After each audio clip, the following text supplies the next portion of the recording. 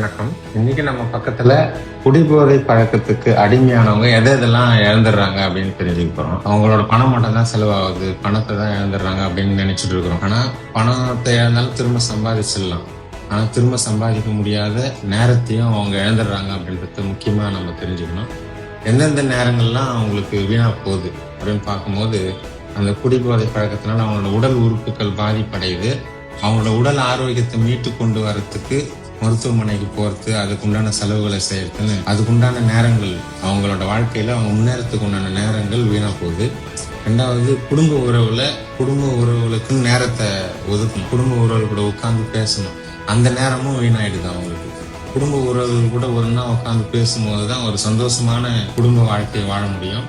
அப்ப அந்த நேரத்தை அவங்க இழந்துடுறாங்க. குடும்ப உறவுகளுக்கு செலவு பண்ண வேண்டிய நேரத்தை அவங்க இழந்துடுறாங்க. மூணாவதா, ஒவ்வொருத்தருக்குமே வாழ்க்கையில ஒரு குறிக்கோள் இருக்கும். அந்த குறிக்கோளை அடையறதுக்காக ஒவ்வொரு நாள் நம்ம முயற்சி பண்ணிட்டு இருக்கிறோம். அந்த குறிக்கோளை அடையறதுக்கு நம்ம செய்ய வேண்டிய முயற்சிகளுக்கு நேரம் தேவைப்படுது. அந்த நேரத்தையும் நம்ம இழந்துடுறோம். அப்போ அந்த குடிபோதை பழக்கத்தினால பணம் மட்டும்தான் வீணா போகுது, பணம் தான் எனக்கு செலவாகுதுன்னு மட்டும் நினைக்காம, திரும்ப சம்பாதிக்க முடியாத அந்த நேரமும் வீணா போகுது அப்படின்றத நம்ம புரிஞ்சுக்கணும். குடிபோதை பழக்கத்திலிருந்து மீண்டு வரத்துக்கு உண்டான முயற்சி எடுக்கணும்.